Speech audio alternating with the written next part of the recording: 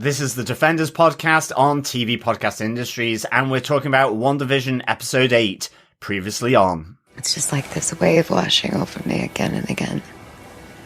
It knocks me down, and when I try to stand up, it just comes for me again. And I can't. It's just gonna drown me. No, it won't. How do you know?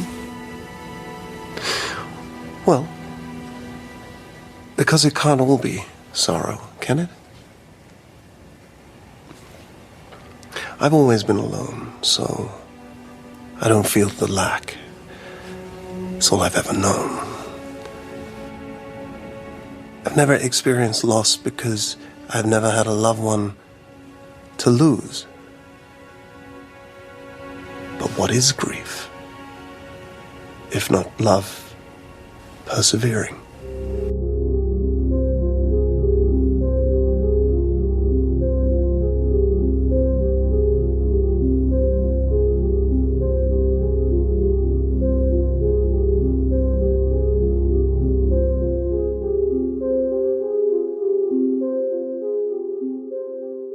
Welcome back, fellow Defenders. Yes, this is Defenders podcast on TV Podcast Industries, and we're on episode 8, the penultimate episode of WandaVision, and this episode is called Previously On. I am one of your hosts, John. Welcome back, fellow Defenders. I'm one of your other hosts, Derek.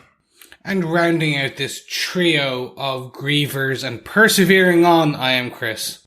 We should be rounding out the hex.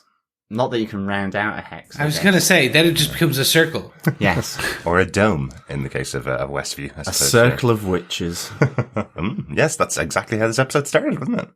It was. Or maybe we're a circle of wizards. Maybe. There's male witches, I'm sure there are. Chris has a beard.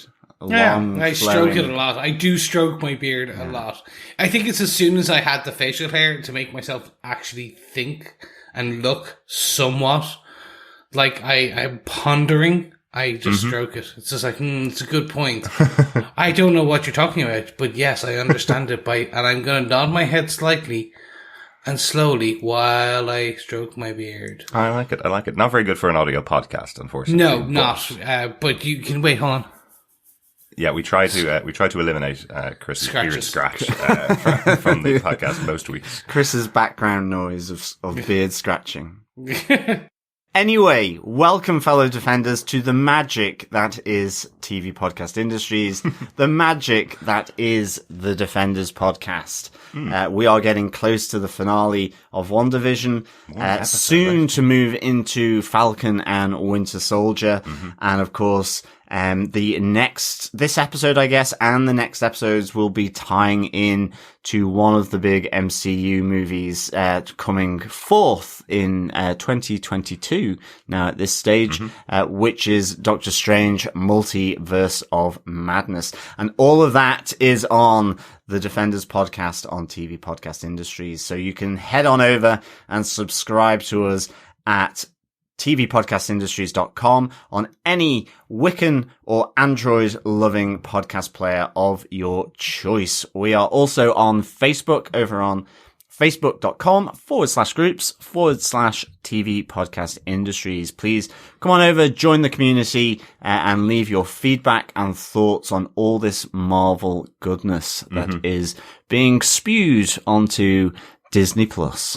I'm still wondering whether we should correct that from Wiccan and Android-loving podcast player to sentient weapon-loving podcast player, maybe. I don't know. It's just because Android has the connection to Google as well, so I kind of chose that as a bit of a gag, but I don't know whether it's working. Now that we're getting to the 8th episode of the season, maybe sentient weapon-loving might have been the right way. I understood that gag as well. There you go. Woo! Did you hear, Johnners? They are wrapping filming on Doctor Strange and the Multiverse of Madness on the end of April. So literally 2 months from now, I know. It will be in the can. And trailers will issue forth as well. I do think we'll get a trailer by at least July, August, I'd say. Yeah, maybe. I guess maybe so. Remember, a lot of special effects going to be in Doctor Strange. Is probably one of the most effects-heavy types of movies because they have all the magic stuff. I suppose one of the other horrible things about not being able to leave Ireland, I had this feeling when we saw the interview with Elizabeth Olsen talking about the fact that she's in London right now filming Doctor Strange. I was expecting John to run out of her house, go to the airport, get on a plane, head over to London and just stalk London trying to find the Multiverse of Madness sets so he could go and see it being filmed. But yes, couldn't, unfortunately. Like Indiana Jones, there would be lines across the map as I fly everywhere. Exactly. But gentlemen, if anyone else has any thoughts about Multiverse of Madness, where can they go?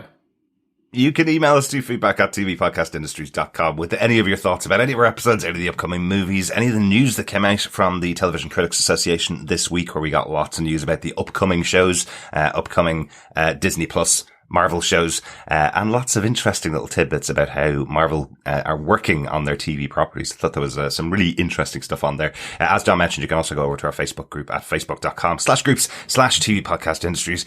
Keep the conversation going about WandaVision over there. And we are also over on Twitter at TVPod Industries. So please head on over there to support the podcast. And of course, you can support us through our Patreon as well. Just head on over to patreon.com/TV Podcast Industries, where you can support us there with just a single $1, or euro or pound, I guess. Whatever currency of choice is your thing. Exactly. But now that we've done the shameless plugs on everything to do with the podcast, on with our spoiler-filled review. Mm-hmm. Derek, what are some of the episode details? Well, the episode was written by Laura Donnie, a staff writer on WandaVision. This is the first episode she's got the full credit with. Once again, directed by Matt Shackman. One person that we haven't really mentioned throughout the series, and my fault, I usually mention the showrunner pretty often because they're usually involved in the main writing of the episodes. Jack Schaefer has been involved in this whole pitch for the story, is the showrunner for the show, or the lead writer, as they tend to call them with Marvel, but has done such a good job pulling together the structure of this show. It's so different to anything we all expected, but definitely have to give a big shout out to Jack Schaefer for the whole concept, I suppose, of WandaVision. That's all on her. And just a reminder for everybody, she is one of the writers of the story for Black Widow, so intriguing to see what she does in a more traditional Marvel format. Coming up in May, I think it comes out in cinema. I'm so blown away by the especially with this episode, the threads, if you will. Essentially, this was one of those kind of, I don't know how to describe it. It's 20 different stories that you think are completely independent and make no sense, and by literally with an hour to go, I'm like, oh, I understood this reference, or that reference, or that reference, or that reference. Absolutely, yeah, pulling together lots of history of the Marvel Universe, the stuff that we've seen on film, and crafting this story about Wanda, and really interesting tack that Jack Schaefer has taken throughout the show. Something very similar to what the Russo brothers did when they tied together all of those movies into one massive Avengers movie, or two massive Avengers movies. So great job. Yeah. John, do you want to tell us what they gave us with your synopsis for this episode? Sure. The year was 1693, the place was Salem, Massachusetts, and Agatha Harkness was in trouble. She betrayed her coven and has dabbled with dark magic, but as the witches led by Agatha's mother pass judgment, her magical power absorbs the spells cast, dehydrating and killing her coven. 300 years later, back in Westview, Agatha, tempted by the immense magical power deployed by Wanda and drawn to Westview, seeks to uncover the truth about Wanda Maximoff. With her twin boys held hostage, Agatha takes Wanda on a journey through her life to discover how she amplified her powers. The road of Wanda's life is strewn with heartache and grief. From the death of her parents in Sokovia as a young child, the experimentation and testing by Hydra, and the death of her brother Pietro, to the love and loss of Vision at her own hands. After being denied rights to bury Vision's body by sword, Wanda travels to Westview, where she faces her final agony. She confronts her loneliness and the future she and Vision could have had, building a home in this town. Overwhelmed with grief and pain, she expels pure chaotic magic, transforming Westview, and in that moment, Agatha understands who she is. Wanda Maximoff is the Scarlet Witch. Elsewhere, at Sword's forward field base, acting director Hayward prepares his weapon. Using the drone imbued with Wanda's powers, his scientists reanimate the Vision. What a post-credit scene. And yes, what an episode. Chris, you mentioned earlier on and called us all 3 members of the grieving podcast group that, yeah, this is certainly a great version of grief that's been told in this episode. Really, really love this. Yeah, I'm blown away predominantly by the writing on this one. Usually with some of the previous episodes, we've had that Pinnacle's kind of special effects moment where things are changing, or very MCU kind of, it relies on kind of movie magic. Yeah. This had some of that, but majority of it was Elizabeth Olsen once again. Yeah. Like just blowing it out of the water. Absolutely. Yeah. The writing was great, and I think they had some really nice musical touches in here yes. as well, which I think for me, it's the first time with any of the MCU stuff where I guess the music has really matched the sadness. You know, a lot of the time it's quite bombastic, you know, because it's heroes and it's them doing their fighting. But I think the 2 moments of music which really amplify the writing here is the music just before the explosion in Sokovia with the young Wanda Maximoff, and also then Wanda and Vision on the bed in her bedroom at the Avengers base. So some really nice I guess emotional music that really underpins the emotion of those 2 scenes. Yeah, so I thought that was really good as well. Absolutely. Yeah. Really beautiful music throughout this episode. The composer of the music actually releases the score each week after the episodes have come out, gives it a couple of days for the episodes to be watched by everybody, and then releases the score each week. So we'll be able to find some of those up on Spotify this week. I know the WandaVision theme is the big one from this episode, which is used throughout. It's really, really enjoyable. Once again, our structure for our podcast has been broken. This happens all the time. It's not a worry at this stage. But yes, we have, as we mentioned last week, the TV show WandaVision has been cancelled in universe. So we don't get any opening credits. We don't get any stylistic touches that are references to old comedy shows, old sitcoms.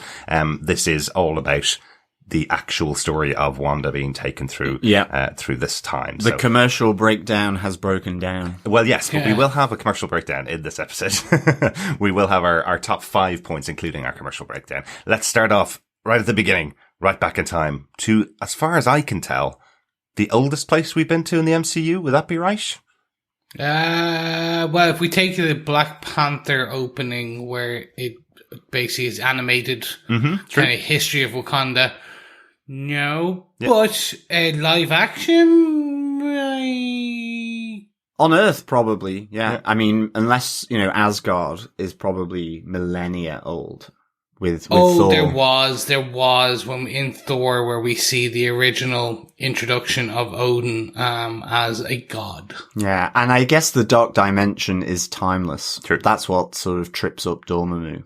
Yeah, that's very true. Very true. But on Earth, one of the oldest times, and all that was going through my head, this is set in 1693, and all that was going through my head was, that's only 91 years after my favourite Neil Gaiman Marvel comic, 1602. I wonder, they're within the same century as well. That's pretty cool. But what did you think about this opening scene? Agatha back in Salem, not a witch trial.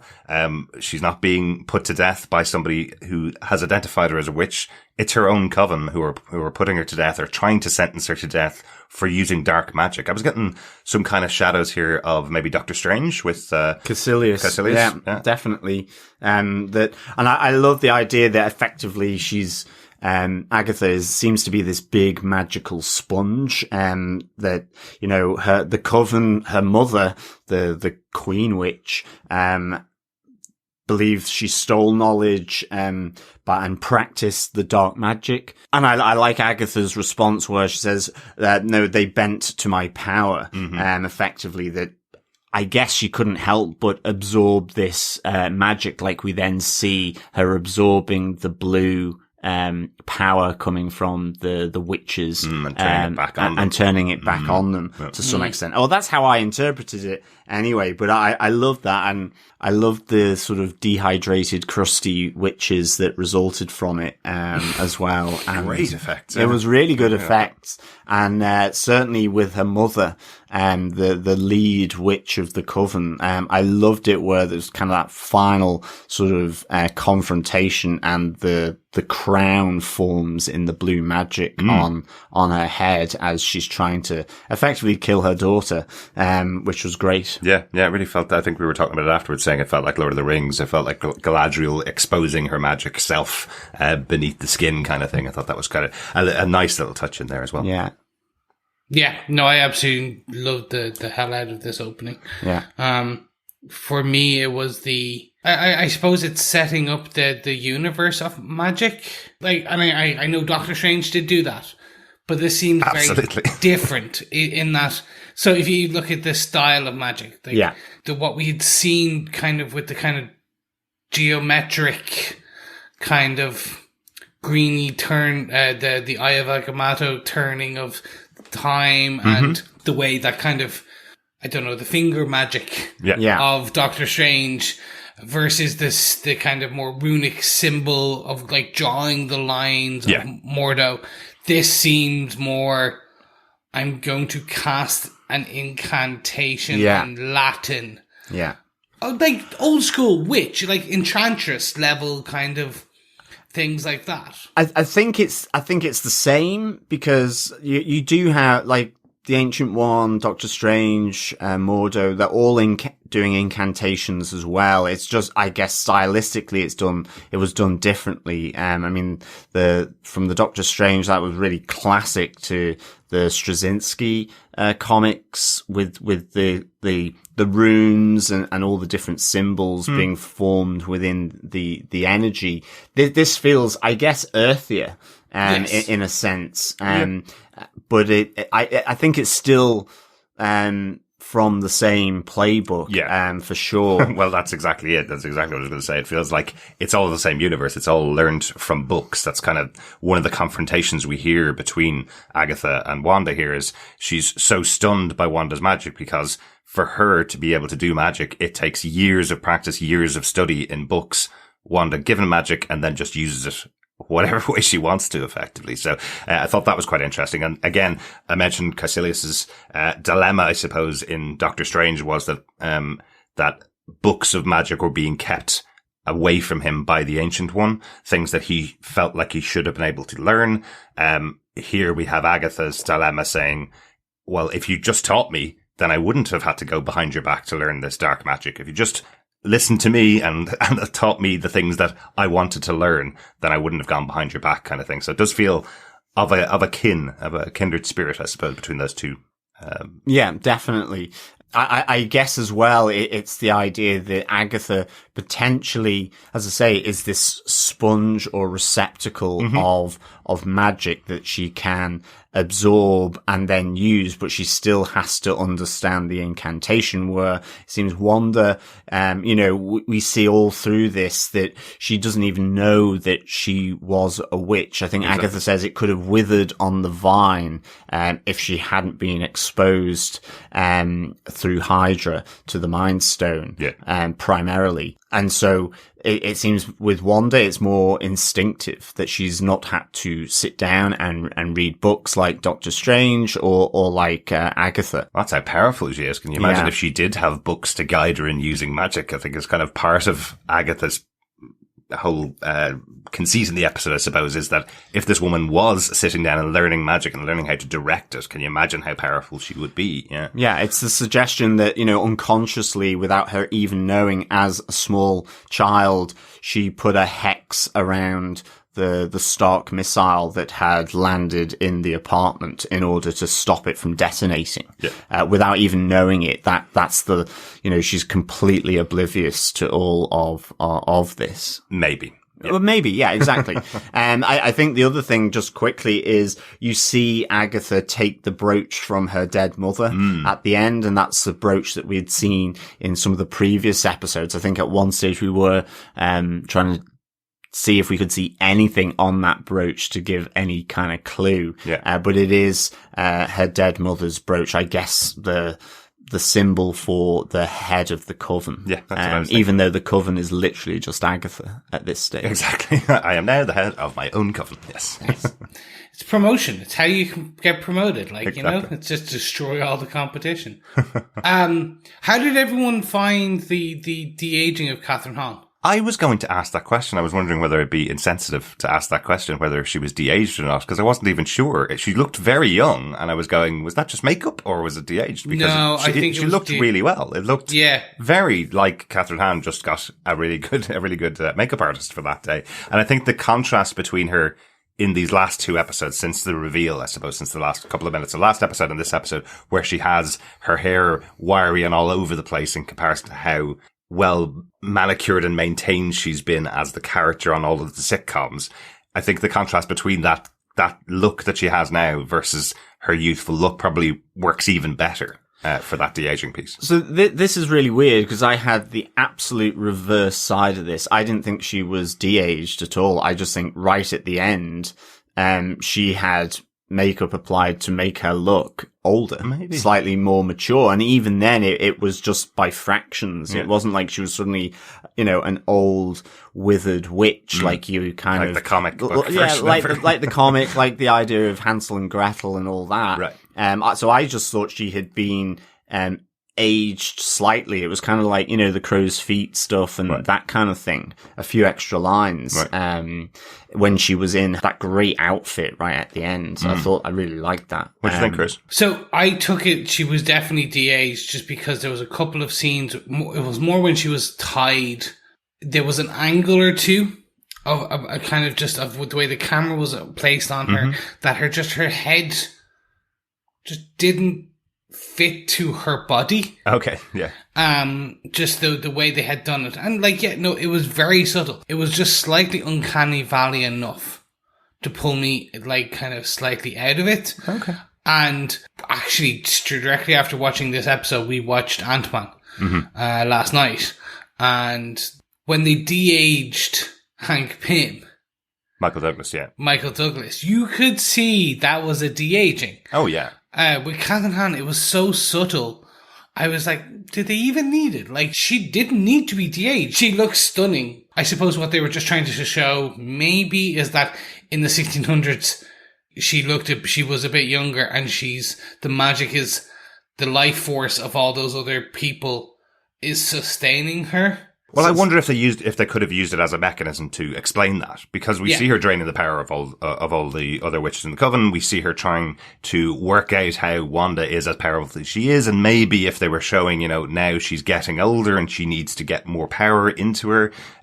Back then she was old and sucked in all the power and de-aged herself, kind of like Stardust. Yeah, exactly. Stardust. And that's why I thought, to be honest, I didn't think she was de-aged in that moment in Salem. I thought because there was so much special effects happening anyway, I mean, they had to do the thing where her skin and her neck starts to glow. So just by the fact of doing that, it was, it changed her appearance, and then witches would incant spells to keep that youthful appearance, as you say, like with Stardust and so on. I wonder if they could have just used that mechanism to kind of explain that a little more. Last bit on Agatha at this opening scene is one of the things I wanted to call out. So last week we had the magnificent song, of course, Agatha all along.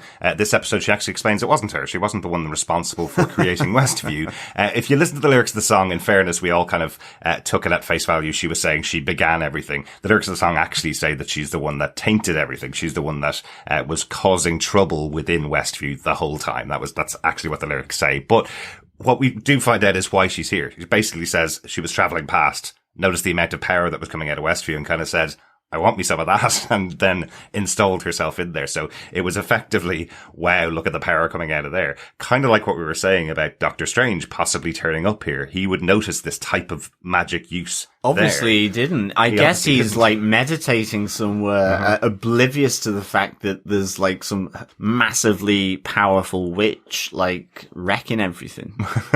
See, that didn't work for me slightly, because essentially the timeline just didn't add up then, because and we'll talk about it in a second, Wanda's journey at the end, literally, she steps into the first episode. Yeah. So within a couple of minutes of it happening, Catherine Hahn was just flying by on her broomstick, went, I want me some of that, came in, and then knocks on the door and comes in the back door as the nosy neighbour. Well, remember, Chris, we do, the only other major magic user we know, again, is Doctor Strange, who can transport himself onto the top of a mountain in Tibet just by opening up a little portal, so he could be right there in seconds, perhaps. Given this opening scene where she's absorbing the magic, potentially this is something she's looking out for all the time, sources of great magic. Let's go on to that. Let's go on to our second point, which is going to be the meat of our episode previously on WandaVision. Because this is what we've been building up to. What happened to get Wanda to this point, to have this power, to get her over the ledge effectively into becoming this massively powerful witch. Lots of information, lots of confirmation of the things we've talked about throughout the season, all the moments that have led to this for Wanda, some of the more tragic moments in her life throughout the movies that we've seen in the past. Yeah, so we start out very much, we just see Agatha taunting the Scarlet Witch, or the as we know, not the Scarlet Witch yet. She's basically showing basic incantations like transmutations and mind control, puppetry, going, this is stuff I had to learn over hundreds of years. Yeah. How are you doing this? And then how does she not know the basics of the ruins on the summoning, not summoning circle, but the circle, I think she calls it, or something. The protective runes, Yeah, the protective runes means only Agatha can cast magic inside there, because you see Wanda try and fail to do her hex bolts or balls, or the hex, like her usual telekinetic like explosions, and fail. And then we started to see that, yes, her magic was, her powers, quote unquote, are ingrained in magic, because she couldn't do it in there. Yeah. So it starts to unravel kind of, okay, well, what is happening here? The viewer is supplanted into Agatha in the question of, well, what's happening? How is this happening? Yeah. Tell us everything. So we get this, we get a single hair plucked from the head of the person, similar to what Doctor Strange did in to Thor, I think it was, in one of the films. He plucks a single hair. And then it's a flip of the hand, a doorway is created, and we are previously on WandaVision. We are taken through the history of Wanda. And I, for one, am actually enjoying this. This is a two-fingered salute to all the haters of Elizabeth Olsen and the character of Wanda Maximoff in the MCU, going, oh, her accent, like, how does she have an American accent if she was born in Sokovia, and like, how did her accent change so much? And oh my god, like, she suddenly went from barely knowing Vision to falling in love with him, or they never explained why Vision walked in her room. Like, it's all being explained, and it's being explained beautifully well. It's being explained that the premise of this show is grief, and the control, and it's like, yes, you could say it's the premise of the show is to build multiverse of madness, and the premise of the show is to like move the character X. Like, no, the premise of the show is the thematic beauty is grief, and how people deal with grief in all its forms. Yeah, absolutely. I mean, like, Wanda is literally of the MCU, no matter what happened, like, in my view, no matter what happened with Captain America being a popsicle and losing Peggy Carter, Wanda is truly the tragedy of the MCU in terms of the pain. I mean, it is just like knock after knock after knock. And I think here Elizabeth Olsen is phenomenal in portraying that, and it's also just that combination with Agatha as well, because there is, the resistance of Wanda to perform effectively to Agatha's magic, and yet goes through with it, that inner strength. And to me, you see that inner strength just break down in Wanda Maximoff, leading to kind of, where she goes back to Westview, to the house, or the plot of land, for her and Vision to have a future, to retire, to eke out their days, I guess. And I think that's shown really nicely here, you know, from this, really happy, young girl with her family around her at the start, having TV night, to just slowly, the build up of all this loss, time after time, and bad things, you know, like with the Hydra experimentation. And she's phenomenal in this. Yeah. Absolutely. I mean, there were moments, as I say, that were just, incredible. And I think, for me, the first one of those was in the apartment in Sokovia. Mm-hmm. And it's just that idea of this really nice family. They're having TV night, and they're watching Dick Van Dyke show, and the music is just so beautiful there. And then you get that really shocking moment of the bomb hitting the apartment. Yeah. And it, you know, in that moment, it's the genesis of Wanda's tragedy. Mm-hmm. Yeah, absolutely.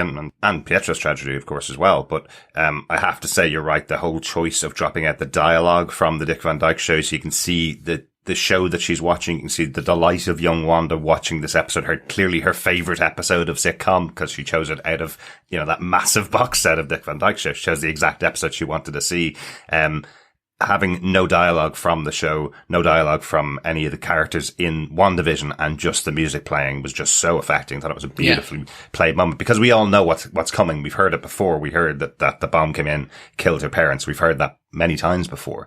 But we've never seen it represented this way. And I thought it was really beautifully done by the director. Yeah, it was. I mean, I guess it was that, and then, you know, contrasted with where they come back and you see sort of remnants of the show still playing on the broken TV, where it's all about having a bad dream. Was any of it real? What a nightmare it is. All of that from that episode of Dick Van Dyke. And I guess it's the start of her nightmare, in that sense. So like that was really, really good, I think. Yeah, completely agree. One of the key things I'll call out is that the box of DVDs her dad has are all of the shows that are referenced throughout this season. Yeah. It's the Malcolm in the Middle, it's the Dick Van Dyke show, it's I Love Lucy, it's Bewitched, it's everything was in there. Even the Addams Family, where the Agatha All Along theme tune came from, is in there as a box set. Did you notice in the subtitles? We had a really weird thing from Disney Plus on the subtitles, where it's translated the subtitles into German when we watched the episode first, but when we watched it again, we changed it to English subtitles. And in Sokovia, and her father's saying that actually he sells these English DVDs on the streets. That's his job. He didn't sell any. He's coming home after a bad day, actually, of not being able to sell anything. His wife is very disappointed, but at least they're able to celebrate and have TV night at home, basically, is that. I didn't notice it in the first time just purely because of those weird subtitles. I was like, why are they in German? What a weird thing to do. But no, I loved it. And each of the episodes is something that was recreated. So we see the bedroom scene from the Dick Van Dyke show. We see the Dick Van Dyke show where it's the one where the walnuts kind of all over in the Dick Van Dyke show, kind of coming through the door, and it's based, I think that episode's a horror movie. Then we see the Brady Bunch scene slightly later, being where it's the doll is hidden and taken by the dog. The Malcolm in the Middle scene where it was the thing falls on them, on Hal and Bryan Cranston. Every episode that was a key call out that was referenced in this, we see throughout these previously on flashbacks. Yeah, exactly. One quick thing.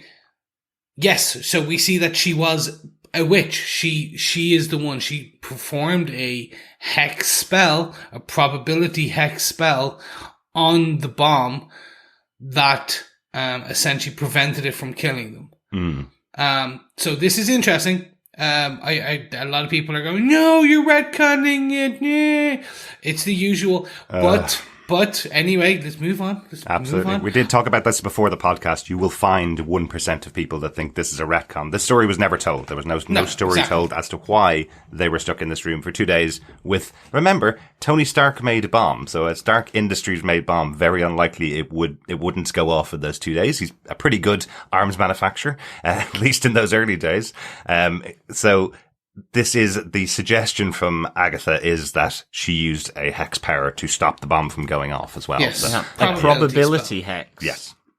Yeah. I love this. I love this, that this was essentially her burgeoning, blossoming power coming to kind of to fruition. Yeah. And then we skip forward slightly. We are taken by Agatha into the next previously episode. And we do get the experimentation scene by Hydra. Yeah. I thought for a second they had recast Von Strucker, but it doesn't look like it. I thought it's definitely not just Strucker. 2 technicians, but it was just when I first saw him, I was like, are they recasting Strucker? And I was hoping, I was like, oh, I'll check the credits later. It's not. They didn't mention. I was like, oh, thank God, because I could see, but that would have been a perfect scene to have Strucker come in. Yeah. Just saying. I would have loved to have seen Strucker back just in the, I think that would have been really good. Do you know what? In fairness, it actually didn't make sense that it wasn't him. This was his prize. The idea that he had 2 people who were being experimented on using the stone that was inside the scepter, as we thought at the time, now known as the Mind Stone, but it was totally his prize. He should have been there overseeing it, but I presume couldn't get the actor back to do the role for a couple of seconds, unfortunately. They may not have tried, of course, using 2 technicians for this very small scene, but I absolutely loved this sequence, this moment of Wanda coming in, seeing the scepter gem appearing to her, showing that inside it was the Mind Stone. We have possibly, what are we thinking? I think, Chris, you said this, Scarlet Witch from possibly another dimension is coming out of the stone. I think this was an alternate, because, so remember last episode, the average was Nexus. And there's 2 elements in the Marvel universe that Wanda is a Nexus she is a Nexus being. So she is a constant in all the universes, and all the different multiverses. And she is one of the most important beings in that universe, in that reality. So what I took for this is that this was a Wanda, a Scarlet Witch from another reality, kind of downloading a bit, kind of turning her on, going, okay, you are joining the nexuses of Wanda's. Do you remember, there was the original in Rick and Morty where we first meet the Council of Ricks? I think this was this is the first Wanda coming to Wanda, going, welcome to the Council of Wandas. It was basically, it was just almost like a download, because we see she just collapses after being exposed. Yeah. And the interesting part that we find out later on is, yes, we see that as the audience, but that didn't happen in reality. So we see the technicians looking back over and over again at the footage, and the section where that would have happened has disappeared. All they see is Wanda walking into the room and dropping to the floor, effectively. So did it happen? Was there that connection? Is it in her mind? Is her mind connecting with the Mind Stone, effectively? So, but this is the thing that amped up her powers, effectively. Yeah. And turned her into this powerful, character. Yeah. I love the reflection of the Scarlet Witch silhouette in Wanda's eyes. That was really, really good. I guess, it's that it's happening in her mind, as it's the Mind Stone. So that's why they don't see it. I think the other thing from this is, I really like the pitter patter of dialogue between Agatha and Wanda in this, because Agatha isn't doing this out of the generosity of her heart by any stretch of the imagination, but there's also part of it where it sounds like she is trying to help. Or is at least recognizes she's a fellow witch and is sympathetic. It's that moment where Wanda says, I don't want to go there. She doesn't want to go back into that Hydra facility where they tested and experimented with this, with the Mind Stone or with the scepter. But I love that Agatha says, it's good medicine, Angel. Like, it actually seems like a really nice thing to say. And in a sense, again, not that she's doing it for any good reason, but Wanda needing to maybe confront these and deal with it is probably a healthy thing, I guess. But it's, as you say, it's not for her psyche that no, Agatha's exactly doing it. She's doing it for the power, effectively. And I guess with the little bit of stuff on Agatha that I've read since this show, it's the idea that, you know, Agatha is someone in the comics, at least, that helps Wanda to understand her powers. And maybe I was being a little tainted by that. I mean, even when she was talking about how, you know, the transformation and control incantations with the beetle and the bird, it was almost like she was saying, well, this is how you do it. Don't you understand that? But it isn't for any of that reason. It's for Agatha's reasons. But I kind of liked that kind of element to these two as they are going through the different stages of Wanda's life. Yeah. And as you say, this is where she says the powers of Wanda then have been amplified from a young girl. She just she didn't know she was doing it to now where the powers have been amplified. And they could have withered on the vine if not connected with the Mind Stone as the other implication there as well, which I really liked. And then we move on to a scene we've kind of almost seen in the Avengers compound. We've seen these interactions between Wanda and Vision where he's walking through the walls, going into her room, completely misunderstanding human interaction effectively. And then they have this wonderful connective moments between Wanda and really shows you truly why she would fall in love with a person like Vision. This moment where he explains from his perspective what grief means to him. I think it's absolutely beautifully played by Bettany and by Elizabeth Olsen. This moment where you realize the connection between the two of them. He is the one that saves her from the abyss after losing Pietro, effectively. She believes there is nothing else for her. She's completely empty inside. The only thing that could cure her of this is seeing Pietro again, as she says. And he tells her what he believes grief is. And I think it's a wonderfully played scene. It's beautiful. It's really, really beautiful, actually. And I think just watching Infinity War again, you know, you see them in Scotland having, moved there to get away from everything. Yeah. And you know that they're in a relationship, but I just feel this really adds, to the connection. And even, for them, in the previous episodes, you know, at the end of the day, the movie could only show so much of their connection and so on. This does it in such an intimate way. And I think what TV can do, you know, certainly with there's such a big ensemble piece that Infinity War and Endgame was, they could only like really just give a flashpoint with these two, you know, and it was driven towards the story of what happens with Thanos, whereas here it just adds that other layer for those scenes in the MCU, and I think for the TV show as a whole, that intimacy, and it's really good. And as you say, you see that it's the degradation of Wanda and being saved by Vision. I just love the moment where she goes, you know, I'm tired. It's like, I can't do this anymore. I just want to rest, effectively. And it's really good that line that Vision says. And I even like Agatha's sarcastic, touching moment where she wipes a fake tear from her eye. I do like the sarcasm in Agatha, and I thought that was just like, you know, just that fake tear being wiped. Harsh. This, for me, beautiful. I'm not going to belabor the point. I think it was a beautiful scene. It was well crafted, well written, and just translated to any other TV show or any other film, and it would just be any other medium, and it would be award-winning.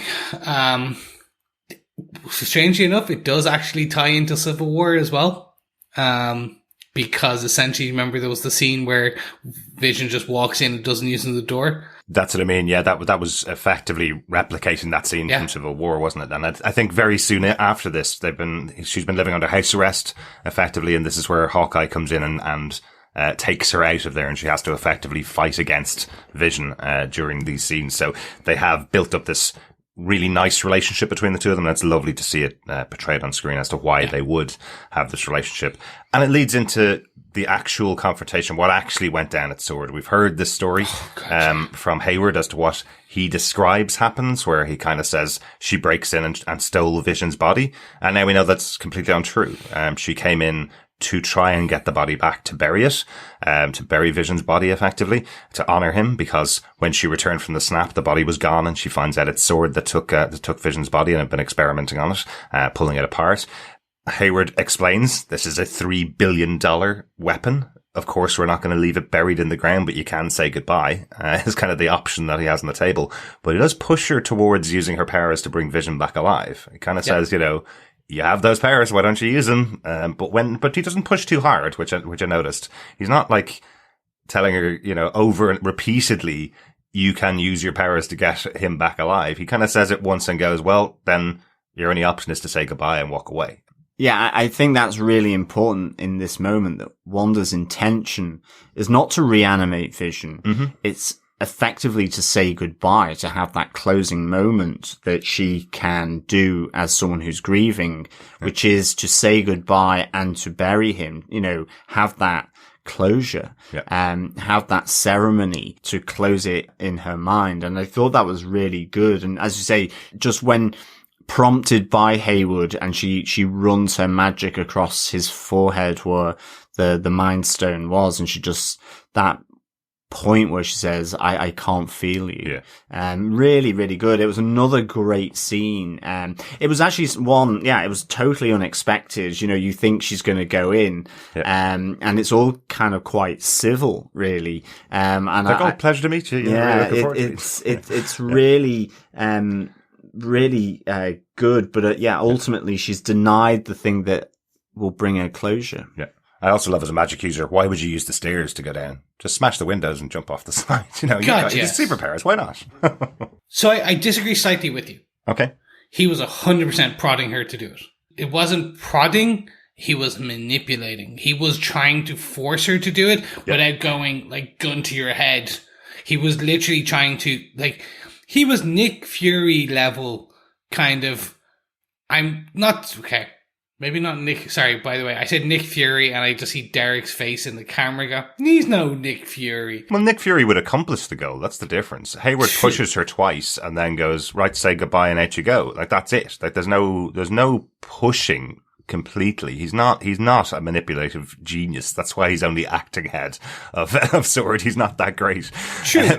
But by the end of this episode, they get what they want. Absolutely. So, is it about the results or the journey? I'm just putting it out there. Nick would have been far quicker. Yes, okay, fine. So he's a Fury Light with and not LIGHT, LITE, kind of that really hip like Bud Light version. He's the Bud Light of Nick Fury's craft beer. Right. Once again, I'll repeat, there is no connection between S.H.I.E.L.D., Sword, Nick Fury, or Hayward here. He is just the acting director of some agency that aren't very good at their jobs. Yeah, I mean, I guess that with all those technicians, even though she didn't feel anything in that moment, I kind of feel that the data that churned out afterwards showed that there was some response from Vision to that touch, which is why they know and have premeditatedly throughout this season then sent in, for example, the drone in order to get a sample of her power. Yeah. So, something happened afterwards, which obviously, Wanda has no idea about. But again, it's just, I think really, really good. I mean, you just see the tragedy. You can't sort of emphasize it enough that, no wonder she goes a little kooky, because it's just like time after time. Yeah. It's pain, loneliness, grief, and certainly, with Vision, it's that nice moment where, Agatha is saying, what happened, Wanda? And she goes, I wanted him back. But it's not the idea of him back alive. It's just that she can have that closure, as I said before, which is just really good. Yeah. It's really good. It kind of changes the angle that she's not trying to, at least in this moment, she's not trying to bring him back to life. She doesn't see that as a way to go. Yeah. Ultimately. How startling would it be to, see the person that you love pulled into pieces with no regard for the fact that he was sentient? Yeah. It's very much this attitude of they're treating him like a machine. Like even Hayward even says, you can reboot him, turn him back on. Oh, I mean, bring him back to life. Yeah, exactly. It's there's that feeling that she's going through all of these things. She's just returned from the snap, effectively returned to a world where Vision is dead and taken away for experimentation or just being torn apart like a machine. And this is how she comes back. You can kind of see again another layer of the tragedy of her story. And the imagery is really, really good. Just the top down, with his limbs separated, connected with the wires, and then you focus and his head comes into Vision, I guess. Thought that was really good. It almost reminded me of the White Walkers, how they sort of take out humans and put them in certain shapes, from Game of Thrones, where they're kind of in a certain pattern. Right. I know it wasn't. It just kind of reminded me of that, seeing that sort of top down look of this disassembled, Vision. Yeah, interesting. Following that, we do have our final kind of memory lane walk where we get the trip to Westview from Wanda, where she leaves Sword, goes to Westview, accompanied by a letter which we don't know the contents of until she gets there. I love this scene. I love as she goes into this kind of this town that survived the snap. Again, this is something that's been throughout the series. It's been mentioned a few times. There's been a 5-year gap from Infinity War to Endgame. We have this town that would have potentially lost a lot of people. It's a little bit trashier than it would have been if half the world wasn't snapped away, is what it looks like. Everything's a little bit more run down than it probably would be in regular time. But this is an embodiment of a standard American town, I think, is what the reference is here. You kind of see the reason why Vision would have chosen to buy land in this particular town is because it kind of represents the sitcom world that Wanda is so in love with. There's those places where she's able to escape to when she's in her worst times. This looks like the kind of place where they could set up a life. They could have, the central square. They could have a very small town life. Something that would exist just for Wanda. And she gets to this plot of land, as we find out that Vision has bought for her. Nice little touchback, the little note that's on there from Vision where he says, "For our life together," signed by V, in the heart, that we saw right back in the first episode in that opening scene where they were trying to understand what this heart represented, that was on the calendar. The heart is the heart that Vision drew for her on that piece of, on that land registry doc, I guess. Yeah, absolutely gorgeous. But this is, again, magnificent. This moment, it's kind of, we've all been lining up and waiting for this moment to realize what is it that's pushed her over the edge. Is it the loss of her parents, the loss of Pietro, the loss of Vision, the loss of Vision again? Is it that? Well, no, it's not just that. It's the loss of the possible future that she had together with Vision. That's even bigger and even more representative of why she has this snap and has these powers and tries to create this perfect world. She has had way too much put on her plate here. Yeah. And a dodgy estate agent deal, because there's no house there. Well, it's a plot of land, and again, purchased 5 years ago and left to go into, I was joking. to go into rot and ruin. No, it's like whenever you've bought a house and you're like, no, because the estate agent is up in the fees and it's getting more torturous. I could understand the pain that Wanda was going through. Well, at least she's able to create a house and an entire town with her powers, effectively. Well, it was really good. That explosion of just, I don't know, megawatt energy from Wanda. It was really, really good. Chaos magic. And chaos magic. And I'm glad I just didn't click with it. I was thinking, why is Westview so grubby? Why is it like kind of slightly run down? And again, it's just because they're taking that idea that everyone gave up, after the snap, and so on, which, is a little bugbear of mine. That's why it looks slightly like it's seen better days, basically. Yeah. I think as Hayward said during earlier on this season, there was only half the population of the world to run the things that 100% of the population have run before. It's not as bad as Ant-Man's hometown. No, I remember that. Where it's exactly. Like, nobody's picked up the rubbish from the streets for 5 years. What's going on here? I know, but that's what I mean. You know, they had the drive to do a boat shanty town around the Statue of Liberty. Yet I guess there's loads of apartments that were empty that they could have just moved into. I know what scene you're talking about. I took that as people snapping from boats, and the boats crashed after nobody was on board to control them. Maybe. That's what I thought that was. But anyway, we may find that out in all of the shows to come up in the future. What do you think about this as a moment, this catalyst moment, that it actually is to do with the loss of the future and her creation of Westview and her creation of her home? I loved it. Yeah. This was like vindication. Again, not what I wanted, but what I got was so much better than what I wanted. It was this, yes, Wanda was the bad guy, quote unquote, like she was the cause. She did this. And it was done in a way that you can only feel sorry for her. Mm-hmm. Like, there was no malicious intent in the creation of this series, the bubble, the hex, whatever we want to call it.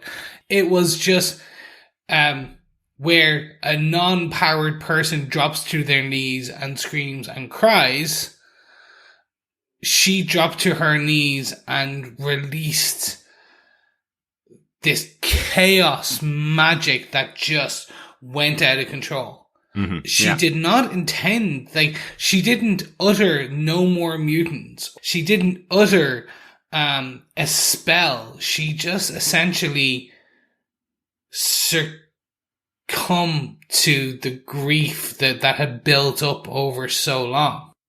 Yeah, and it manifests with this, you know, seismic release of magic, which is really good. And I guess the important thing is that she forms a new vision, with the old vision still back in the sword, base. Absolutely. So this is a new vision. This is, this was built, and you see that forming, and, you know, so that's really important, because you just wonder how the two visions, are going to, connect, well, I guess. Yeah. Well, it also changes exactly what Hayward had said. She did not come in and steal the body and take exactly. it with her to Westview. That's not what he's tracking.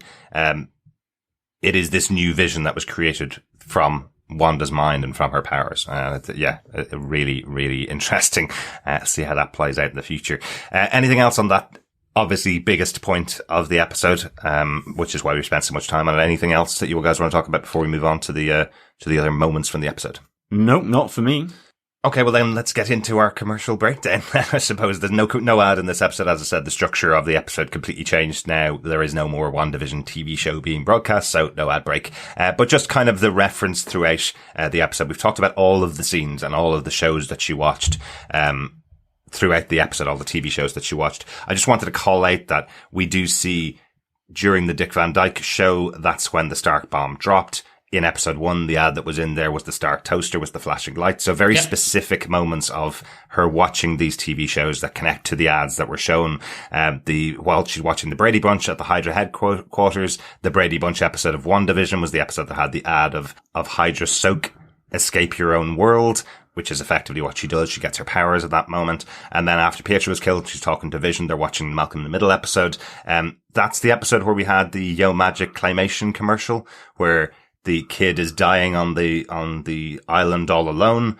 That's Wanda dying on the island all alone, with Vision reaching out her hand to her saying that he can help. So that's really good that they framed that, now within this episode, kind of explained how it was done. Thought that was cool. Great. Yeah, I really like these touch points back to those, commercials, throughout the series. It was just, nicely done. It's really just nice references and the carrying through that theme. Yeah. Like just in general with the sitcom shows, you know, we hear Agatha saying sitcom, you know, what is it about it? These are the places that she's gone, because of the Dick Van Dyke show, those TV family TV nights with her family. Yeah. The sitcoms were her safe space. It was back in her cell, I guess, at the Hydra facility. And it's the sitcoms that are sort of taking her mind off the awfulness that is happening, I guess, through the testing and experimentation, even though she's a volunteer. And again, the connection between her and Vision is from a scene, very funny scene in Malcolm in the Middle where, the roofing all falls on Hal. As he puts one final nail into it. Exactly. It's great. And of course you get that, that great kind of deadpan response from Vision about, why is that funny? Is he not hurt? And it's like, Wanda having to explain it's not that kind of show. Well, exactly. How do you know he's not dead? It's not that kind of show. What she's effectively saying is I can't possibly watch shows like that. With the amount of tragedy in my life, sitcoms, I can watch them knowing nothing terrible is going to happen to the characters in them, right? That's the implication in there. So we did get that right. We got the idea that the reason why she's using sitcoms is because it reminds her of great times with her family. What we didn't get right, and we should definitely point it out in commercial breakdown, those aren't her parents that have been going through the show. They're just actors that are being used. So possibly other residents of Westview that have just been incorporated into the WandaVision TV show, by the magic to do the commercial breaks. So, oh well. Yeah. You win some, you lose some. Exactly. I did I will jump back very, very quickly. Her trip to Westview, we did see the Hearts. We saw the Postman. We saw Herb and Phil. And we didn't see Ralph. Although we've never seen Ralph. Just putting that out there. Yeah. Ralph is a mystery. We might have seen Ralph. There were other people in the town. We don't know what Ralph looks like. Who we didn't see is Dottie, and I don't know whether that's still on the board as to whether Dottie does exist in this world, or whether she's another witch in the town, or whether that's all made up because she's played by a famous actress. But we didn't see her in those scenes of Wanda coming into Westview. Yes, exactly. So you never know. I'm going to say still on the table for episode 9. Everything is still on the table. Yes. Guess what's actually been put on the table in this episode? We get her actual character name. We get Wanda's actual character name from the comics. And I think explained quite well. Our point number 4, you are the Scarlet Witch. I love the scene. It's right at the end. It's finished up where, again, it was kind of a nice moment with, having created this world. And I thought it was interesting that all of a sudden she finds herself on a set with Agatha, clapping, with all the cameras and the lighting. And, then she hears Tommy and Billy, screaming out for help. And you just have that great, I thought it was really good where, they're being constrained by Agatha, who's floating above in her kind of witch's gowns. Yeah. Again, slightly aged at this stage, and sort of announcing to Wanda, that she finally knows what you are, she says, and how dangerous you are, and this idea that this person, the Scarlet Witch, is supposed to be a myth. And again, just coming back to why, Agatha has been drawn here. She drawn to the afterglow of all those spells that have been cast at once, and the control that, and all these different incantations that she's not even doing out loud, but at this, she calls it a different scale, that it's magic on autopilot, that she says. And, quite kind of pointedly, she says, you're using all this power to create breakfasts, for people in the town, even on the edge of Westview. You've still got incantations playing out to control them and all this. Use it for something else. Like, it's almost like, this is a waste of the power that you have, yet you get the sense of Agatha being frightened by it. Certainly, the danger and the idea that even in the witch world, the world of magic, that the Scarlet Witch is a myth. It shouldn't exist. Yes. Are we thinking prophecy here? That there's some kind of knowledge that the Scarlet Witch will come into the world someday, and that will be a battle between the two of them. That's the way I kind of was feeling that. I have heard about the mythical Scarlet Witch some point, but never believed it was going to happen, is what I think Agatha's kind of saying there, yeah? I took it as being more of a title. The Scarlet Witch will come and will wield the chaos magic and will bring about, that kind of like, they will bring about Ragnarok. Prophecy. Yeah, exactly. Yeah, prophecy, but like more, whereas you're saying there'll be this battle, I don't think it would be more the event based. Yeah, it's kind of akin to Ragnarok, somehow end of days type level stuff in the witch world. Yes. Yeah. Okay. Yeah. End of day level. So the fact that it's chaos magic, the fact that it's the Scarlet Witch, and in the comic books, chaos magic is a thing and very linked to certain huge big bads in the Marvel universe. Also, more recently in one of the Scarlet Witch runs, the Scarlet Witch is a title that we found that Wanda and Pedro Maximus's mother held at one point. Oh, okay. So it is very much a title. So I'm wondering, that's what we're seeing. So she is the Scarlet Witch. There is the term of a nexus. We do know they are introducing the multiverse. And she has been called out for chaos magic. I think what they're building is that she is this lodestone for all magic. Maybe. She is this kind of nexus point. She can control magic without thought. Mm-hmm. As you said, autopilot. Yeah, exactly. And what would she be like if she was trained? And, the other option then is it could just be as simple as Agatha's the Purple Witch, because that's her purple power, and Wanda's the Scarlet Witch, because that's the Scarlet power, and maybe Agatha's mother was the Blue Witch, because she had the blue power. Maybe it's all just that. But that's the final line in our episode before we go into our post-credit scene, or mid-credit scene, as they are in these TV shows.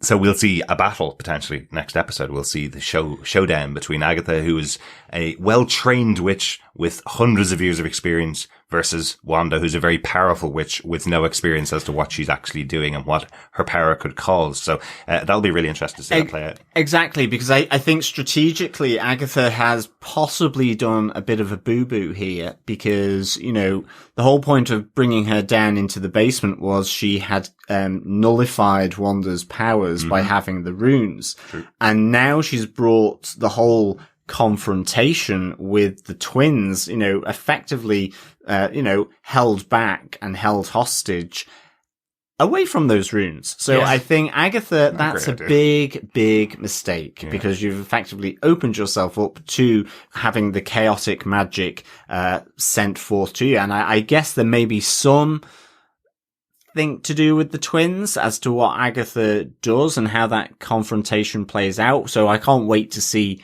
how that happens. Maybe there won't be, but at the moment you can postulate and get the old imagination flying that maybe the twins are doomed. Yeah, doomed is definitely an option. Also, they could be involved in the battle. Both of them are powered. So one very interesting thing I will raise just before we go into our final point for this episode: the fact that we now know that she is creating stuff from nothing. Yeah. So she has created the Purple Vision from nothing. She has created the twins from nothing. Mm-hmm.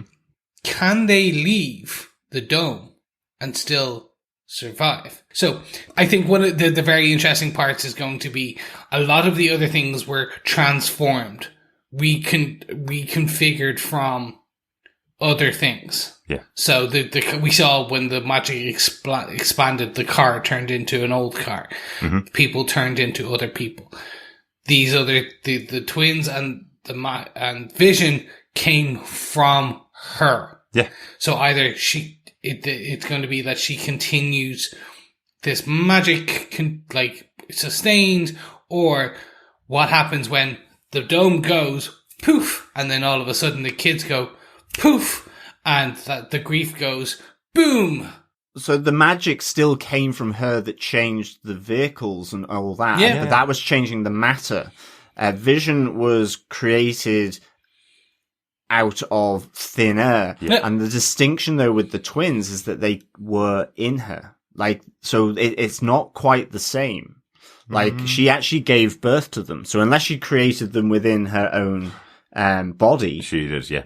She gave TV burst to the Remember because it was like 2.5 seconds. I guess, a little bit of pushing. I just see a distinction with those different elements of those characters in that Westview was already there. The sword base and the magic of Wanda altered, whether it be the DNA, such as we've seen with Monica, and the changes that have occurred there to a biological, and then the matter of the base, the cars, the guns, the clothes. Yeah. And then you see in this episode, Vision almost actually coming from her, like it's a different light. It's not red. It's been created from that Mind Stone light. And then with the twins, even if she did create them, she still has birthed them, which I don't know. I mean, maybe it will mean nothing. It's just that I kind of see three distinct things here, but it might be just me over-analyzing it. But Agatha does specifically call out that those three things are unusual in the world and represent chaos magic. They represent, effectively, remember we talked about it before, that Doctor Strange sets up this idea of magic being just science that we don't understand yet. That's the Marvel Universe version of it. This time, we are talking about a fundamental principle of science being completely thrown out the window. The idea that you can't, that matter cannot be created or destroyed. We have matter being created from nothing here. That's a fundamental scientific principle overturned by magic, effectively. Yeah, exactly. I hear what you're saying, but chaos is also just is science in terms of how you're looking at it. It's non-linear. It's multiple. It's stochastic. It's variable. So she's still potentially playing with that energy, but in different ways. The big thing is, as you say, is that something like Vision, that generation of him, you see coming from her, not changing the matter or the DNA, which already exists. So it is that, one of those fundamental linear, scientific principles that matter cannot be created or destroyed. It just moves from one form to another, or energy, I should say. Yeah. It's energy. She is creating energy, which forms, Vision. So that is the thing that is chaotic here, and to the normal understanding of the magic, I guess. And that's what is like, Agatha is like, Absolutely, yeah. Massive reveal, obviously, of the Scarlet Witch, especially the name coming from the comic books. We didn't think this would appear in the show at all. Yeah. Anything else on this point before we move on to our final point of the episode? No, once we get to the final point, I have one note that I want to ask, and then, so let's move on to the final point of this episode. Well, we got a pretty meaty post-credit sequence here, something that, quite interestingly, this entire episode has kind of felt like a two-hander between Agatha and Wanda. The whole way through the episode, they have, opening credits all the way through to those initial credits. And this final scene is something that is following on from Hayward's announcement last episode that they are going to attack, effectively. They're going to bring on their weapon. And it turns out their weapon is Vision. He has been recreated.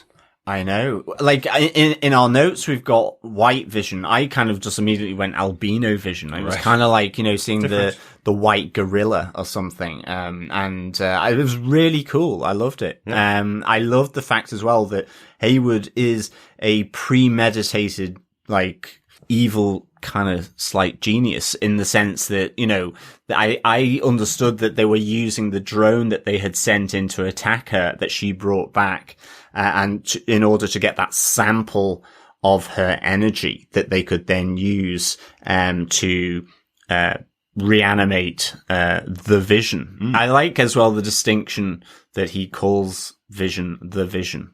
It's kind of a very detached way of looking at it. The idea that this is just a weapon for Sword to use. So in some respects, it's no different than the computers that they use or the guns that they use. That it's just the Vision. Interesting. Yeah, I didn't know about that. Yeah. So yeah, I absolutely love this. The look is pulled straight from one of the story arcs that kind of people have just said is probably being used partially on this, and now we know it is. It's called the West Coast, from a title called the West Coast Avengers, and it was the arc of Vision Quest, where essentially Vision was destroyed, pulled apart, and actually one of the scenes where we see Vision in those different pieces is part of this, where he's been rebuilt. And in direct to what we see in the comic book, it is analogized here in that we see the Vision rebuilt after being destroyed, rebuilt as this white Vision. Well, probably the big thing from the storyline, from the Vision Quest storyline in the comic books, is that he's being rebuilt by Hank Pym, who was the original Ant-Man. We've seen him in the movies. He was being rebuilt, but he was unable to recreate the original version of Vision. He was unable to use the mind that was used originally to create Vision. So he doesn't have any memory at all, and he doesn't have any emotions at all. And what we've seen in this episode, probably why it's important to have this moment at the end of this episode when he comes back as White Vision, is Vision was understanding emotions. Vision wasn't like Data trying to explore emotions. He was reading the world and was properly sentient. He did completely understand what was going on around him. So we are now going to see, if the Vision follows that path, we're now going to see a very different character in this final episode, this White Vision, if he follows that path. I think that's quite interesting if that's what they're taking from that comic book arc. This idea that he's been put back together and he's lost some of the things that made him Vision, that made Wanda fall in love with him. So I think that's going to be a really interesting idea. You know, even though there is this created version of Vision within Westview by Wanda, it's a completely different version of Vision because he has no memories, because he wasn't that Vision. This other Vision from outside Westview also has potentially no memories and no emotions. So, will they just merge together by the end of the season and we will have a new Vision back, or will Wanda have to destroy him 2 more times? Ooh. Yeah. So I have a theory. What I think is going to happen is that the White Vision will come in, which we know is probably going to happen in the next episode. She's going to see it, go, oh my God, they rebuilt you. What the hell? The Purple Vision will go against it, and the White Vision will go, I don't know who you are. I don't know, Wanda, I have no memory of you. I don't know. I have no feeling, blah, blah, blah. This again, we've talked about this straw that breaks the camel's back. We've seen it already happen once. Well, it's happened, yes. It's happened once, yeah. What happens when it happens again? But this time we lose the Purple Vision, we lose her 2 kids, and the White Vision, who is actually her love, doesn't know who she is. That's what I think is the ending of this, which is essentially Wanda goes boom, and we get this, Wanda just disappears, everything. I think the satisfaction of this ending, I think, is going to be questionable. In that, it will end the series, we will get a lot of the answers, but I believe it's going to be Wanda goes boom and disappears into the multiverse. Maybe, yeah. Well, I guess we'll find out next week on the final episode of WandaVision. Yeah. This has been a massive episode, obviously, with a lot of explanations of what's happened so far, and really with only one episode left of 30 to 40 minutes, potentially on the table. Let's see what happens. Yeah, there are a lot of triggers for Wanda for that final episode. Potentially. Yes. So, with that done, with all of our notes and all of our points out of the way, Chris, do you defend this episode of WandaVision previously on? 100%. Yeah. Yeah, not even gonna lie or jump around the point. Yeah, this was great. This is setting up exactly what I want. This is answering so many questions that I didn't have. It's beautiful writing for whatever medium, art. It's fantastic. Yeah, that's it. John, do you defend this episode of WandaVision? Oh, absolutely. This was my favorite episode of the series. I mean, I've loved all of them, absolutely, but this to me was 5 meat-eating rabbits out of 5. I just wanted to throw that in there because we haven't actually spoken about Agatha's son, in inverted commas, the rabbit, Senor Scratchy. It ate a bird, people, that had been transformed from a bug. So yeah, I just thought that was fairly terrifying. Yeah. I know she did that thing when she was talking about herself and said, she doesn't seem very happy to see us, and she had Senor Scratchy in her arms. But I think that's a reference to Senor Scratchy being something else. Yeah, I think so. But I loved this episode and absolutely defend previously on. I think from the opening witches, which was just so cool, to the closing with Agatha at having the twins bound and confronting Wanda as to who she is and all that in between. I think Elizabeth Olsen is just masterful here. And I think it really opens up her story, the tragedy of her story that you had in the MCU, but which was, done as it was done for reasons because of the films and those storylines, and here having that room to breathe, to spend 40 minutes looking at Wanda's journey from Sokovia, the Hydra facility, the Avengers facility and the Sword facility, and all that tragedy along the way was just absolutely great. So I really do defend this episode of WandaVision. Absolutely. Derek, what about yourself? Best episode of the season, without a doubt. I had tears in my eyes at many moments in this episode. I thought it was so beautifully played. Moments that I thought were the darkest, I suppose, that these episodes would go, and the next 5 minutes later, something even darker happens, or something even more tragic happens, or something really beautifully played by Paul Bettany and by Elizabeth Olsen. Both had great moments in this episode, and just the guiding hand of Catherine Hahn throughout it, as you say. So just such a great sarcastic wit as she's pushing Wanda to experience worse and worse things from her past. Really, really thought that it was a great concept for an episode, and really well delivered. Excellent stuff. Before we get into our feedback section for this episode, let's get our pub quiz question for this week. John, take us to the pub. Yes, fellow defenders, please send in your answers to feedback at TV Podcast Industries. And of course, all the questions for the series so far is up on our website at tvpodcastindustries.com/WandaVision pub quiz. Mm-hmm. For episode 8, the question is, how many witches form the circle at Agatha Harkness's judgment at Salem, Massachusetts? Yes. How many witches form the circle at Agatha Harkness's judgment in Salem, Massachusetts? That's a tough one. Yeah. At least it's quick. At least you can get to it really quickly if you go back to the episode. Yeah, exactly. It's right at the start. I was thinking of our fellow quizzes. Yes. I like it. Yeah, get all your answers into us. We got lots of answers so far, and lots of people entering week by week, which is great. If you're just taking down the answers to the questions and emailing them in, that's perfectly acceptable. Just make sure you get them in by the 10th of March before we do our final episode of WandaVision, so we can reveal the winner of those Funko Pops. Let's get on to feedback. Chris, do you want to kick us off? Yes. First up, we have an email that was sent in to feedback at tvpodcastindustries.com from Jerry, who had this to say. Hey guys, several weeks ago I asked, where was Vision's body? Sword had it the whole time, just as I thought. But now we got White Vision. So who is the big bad now? Agatha is trying to help Wanda? So is Wanda the big bad again? Or is there still a big bad to be found? We saw Wanda's parents in this episode. So who are the people in the commercial? One episode left. It better be 90 minutes long. So many questions need answers. Jerry in Niceville.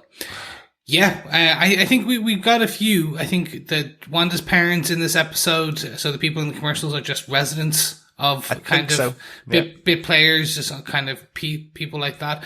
I think the big bad, it's kind of continued. It's been both Wanda and Agatha all along. It was both of them. I think the big bad here is grief. Yeah. I think that's what's caused and pushed Wanda over the edge, and now it's what will happen next is really where we are. I don't know whether there's a big bad with a big bad plan to take over the world now. We'll probably find out next week. Yes, but I question whether we'll get the 90 minutes. I think we'll get closer to probably 60 at that. I doubt it's going to be a mini film. I think we're probably 30 to 40 minutes like every other episode. I think we're going to get to it and find out. Well, this was 47, correct? Yeah, with the 9 minutes of credits this time, wasn't it? Yeah. And I guess those people in the commercials are effectively the Marvel equivalent of Zod. It's just that they're trapped in commercial. Effectively. So they must have been very naughty people back before Wanda transformed Westview. I wouldn't mind being trapped in that Hydra Soak commercial for a while. It looks like a really comfortable bath. Yeah, but you prune very easily. I do. Yeah. Thanks so much for that feedback, Jerry. Over to another email. Victor says, greetings, Derek, John and Chris. Well, it would seem the sitcoms have been cancelled. Lots of summation and confirmation in Agatha's therapy session with Wanda. Wanda's encounter with the Infinity Stone was awesome, as well as her conscription of Westview. Did Hayward lie about Wanda's theft of Vision? If so, to what end? Is this why he didn't help Vision escape from the Hex in episode 6? Will we witness Vision versus Vision battle as well as Witch versus Witch? Should Agatha harm the twins, Wanda will be pushed even further off the deep end. Very frightening. Wanda in the comics nearly destroyed the Avengers, blaming them for the death of her children. Eagerly awaiting the season finale. As always, looking forward to your podcasts. Excelsior, Victor Von Doom.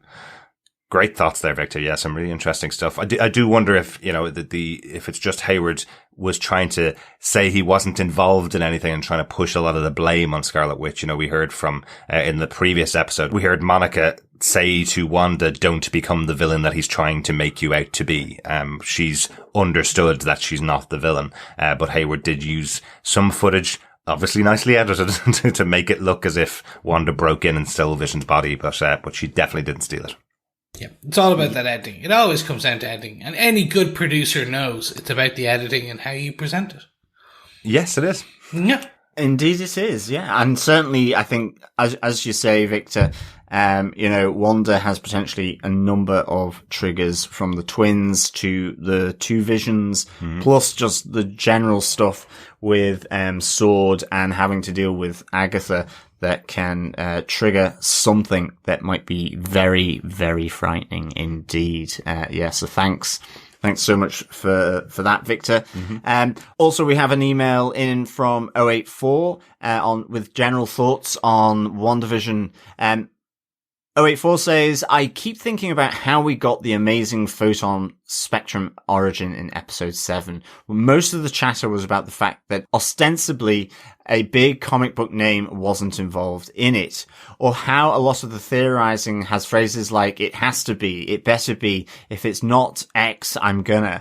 Ever wonder if the real big bad of WandaVision, the people Agnes might be pulling all of these strings for the benefit of, even though in the end it probably won't even be good enough, is us, the audience? Well, I think there might be a lot of that, for sure. I mean, theorizing, being intrigued, splitting out, postulating, on loads of different, dare I say it, spectrums is all really, really good. But it's kind of where it just becomes a polarizing thing of your view about the show, that they didn't do that. Therefore, I'm gonna, as you say, 084, I'm gonna not watch it again, or I'm just gonna be massively negatively critical about it. I think, because I love it's the future side of it as well that I hear so often. It's if they don't do this next week, I'm going to be really angry. And then it gets to next week and they go, that was really good. If they don't do this next week, I'm going to be really angry. And they do something completely next week, completely different the next week, and they go, that was really good. If they don't do this next week, and it's just pushing this pressure for some reason as if their theories are going to be accurate, especially given this show has certainly not had anything in it that has been very clearly set up from the start. So really good points there, A4. Yes, thank you so much, A4. And you're right. The bad guy was in us all along. Yes, it's us, the audience. Let's head on over to Facebook with some feedback from Brandy Elise Anderson. She says, a lot to unpack after the first viewing of this episode. The episode was an origin story for Wanda, but also a little for Agatha too. I've heard in the comics, I didn't read the comics, Agatha isn't necessarily evil, but that doesn't appear to be the way the MCU is heading. It appears Agatha is feeding off the magic of other witches, not only to build power, but to be long-lived, as she was alive in 1693, making her the Shake in the Yo Magic commercial. Interesting. The survivors drink Yo Magic. Wasn't that the line from the commercial? It's an interesting one, Brandy. Brandy continues, well, there goes the theory. The couple of the commercials were Wanda's parents. So maybe they were just other Westview citizens. This was their role in the Hex. But the theory on sitcoms is right. I like how they show Wanda taking solace in them throughout different times in her life. Also the scene with the Stark bomb hinting it's the comfort of knowing how they will end. Ooh, interesting. That scene also goes with long-time MCU movie theory that Wanda's witch power kept the bomb from going off, though they didn't touch on a glimmer of Pietro's power possibly being what saved them and got them out of the way. It's also been suggested that the twins surviving could be due to an X gene, though right now the show seems more focused on Wanda's witch powers, but it's also Agatha digging, so she might just be making it fit her narrative. I knew Hayward would be the one to suggest Wanda bring Vision back, but really surprised he lied about Wanda stealing Vision's body. I feel like such a naive amateur, being shocked that an untrustworthy liar lie within his lie. So this isn't even Vision's body, just a fully corporeal form brought into existence by Wanda's powers. Since episode 1, I've heard theories about White Vision, and I'm assuming that's him. They have either the Vision we've had this whole time was White Vision and Wanda's powers have controlled him, or that it's a version of Vision left the Hex would be the White Vision. What I hadn't heard was the theory that Sword would create White Vision on their own, with Wanda's contribution being a bit of her stolen harnessed magic. Great episode. Also, we can't gloss over the fact Hayward had now the White Vision hidden under the project name Cataract, the disease that can cause people's eyes to whiten. Very, very good points there, Brandy. Love it. I didn't think about the white the eyes So and good. cataracts. Yeah, very good. Yeah. Very good. Thank you so much for that feedback, Brandy. Yeah, no, all those points. I loved them all. Yeah, thanks so much, Brandy, for the feedback. Certainly the long-time MCU movie theory about Wanda's witch powers.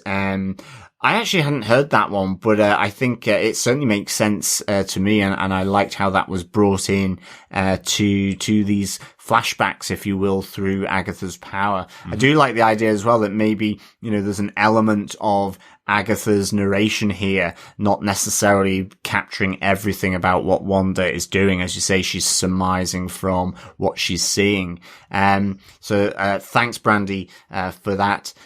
Also on Facebook, Cale Hennessy says, so I've seen a lot of stuff about how all these magic powers are paralleled by the Infinity Gems.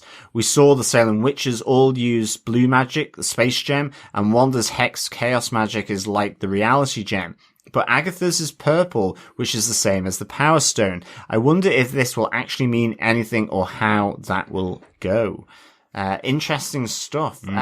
Certainly the colours seem to match up. And I mean, you do hear from Wong talking about how the Infinity Gems were created at the start of time, within that Big Bang and created out of matter. And so maybe it's just those base elements that are coming in, to play here with the powers as they are drawing from the energy, the magic from, the universe. So that they reflect these colors that also were found within the Infinity Gems. I think the big thing here is seeing Wanda's very strong connection with the mind gem that was in Vision through that experimentation. And so certainly I think that paralleling to her powers could be really interesting. And maybe that's also some reason for the connection between her and Wanda, given that the mind gem was slap bang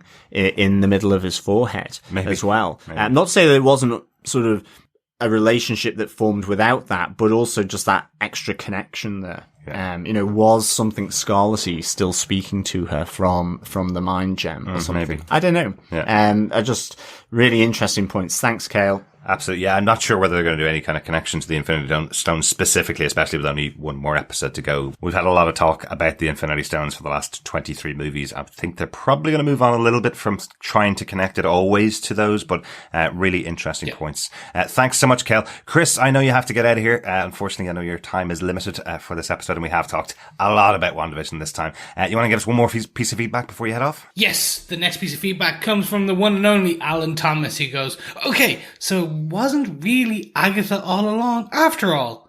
I'm glad they reeled that back in some, although it was awful misleading to go as far as they did with that little ditty, however amusing and fun it was in its own right. Yeah, I suppose it was Agatha and it wasn't Agatha all along. I think that's the best thing. She did, as Derek said already in the previously in the episode, in the lyrics, it proved that she was just tweaking it to her own. It was her doing the bad things, the bold things, pulling it off course. Yeah, and again, it was her trying to be patient to try and find out exactly what she found out in this episode. As she said, I almost got it with fake Fietro.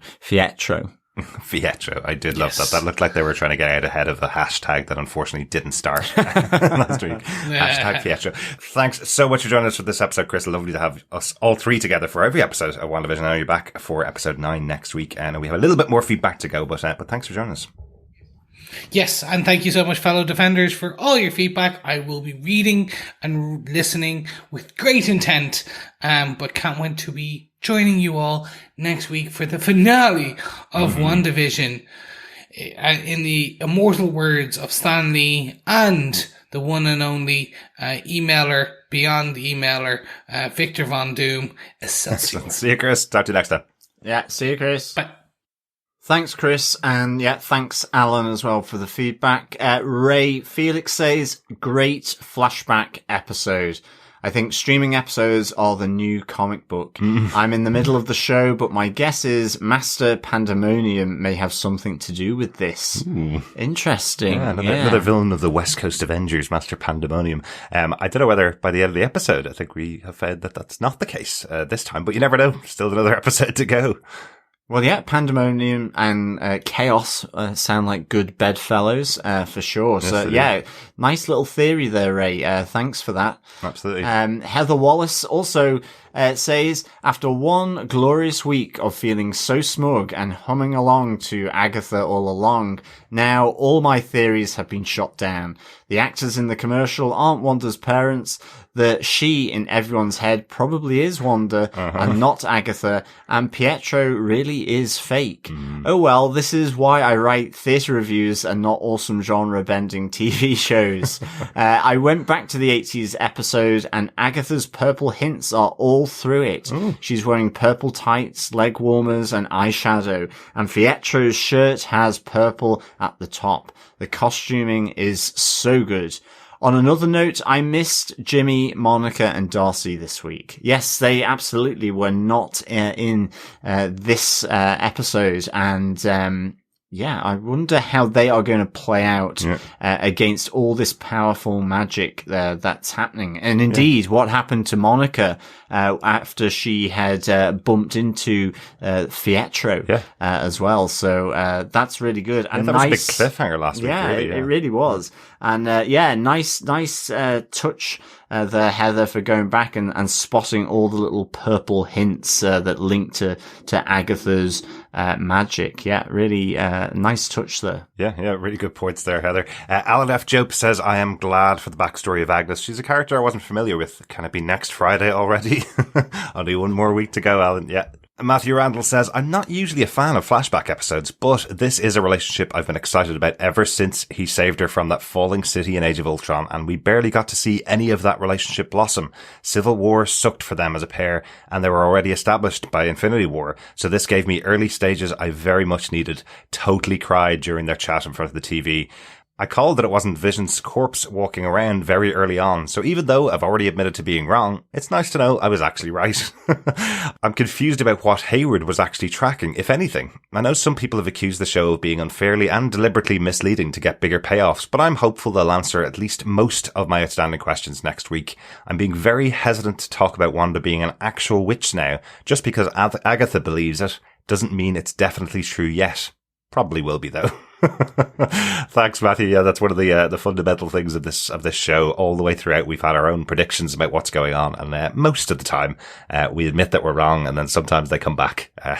Really good points there, Matthew. Yeah, thanks, Matthew. And for sure, it's interesting about that tracking of Vision within the hex as to what that was about. Maybe it was just to kind of get that ping on what was happening in the hex. Maybe just something as straightforward as that. But yeah, it'd be interesting to know, because it does slightly now kind of conflict. You know, it really was trying to point you towards the idea that they were trying to track Vision to recover him, as the lie had been propagated by Hayward to Jimmy and Monica and Darcy. So because they'd said in the episode that they were tracking vibranium. That's how they were finding Vision inside Westview, I thought. So has Wanda created vibranium from scratch? Well, I guess so. Because it was vibranium that they were tracking. So but if Hayward knows that it's not that Vision, then he's not tracking that. So really interesting points there. Yeah, interesting stuff. Thanks, Matthew.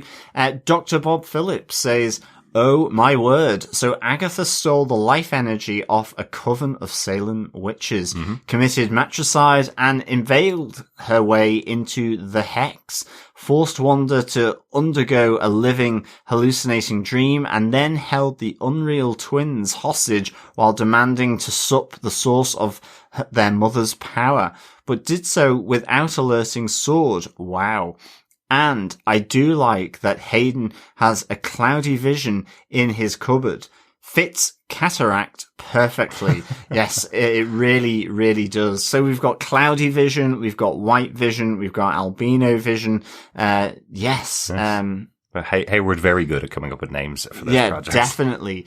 And just what you mentioned as well, Bob, about without alerting SWORD that Agatha did all this. We still have the idea of Ralph. We still have that idea of they haven't found this missing person. So maybe it's something that Agatha has done by inserting herself into the Hex, that they couldn't see Ralph because maybe she has taken on the property that Ralph was in. Maybe. And also we do see here that, Wanda can't penetrate Agatha's thoughts. They were never open to her. Yeah. They were never open to her. So maybe there is some way that she can also interfere with the SWORD tech as well. So thanks for the feedback there, Bob.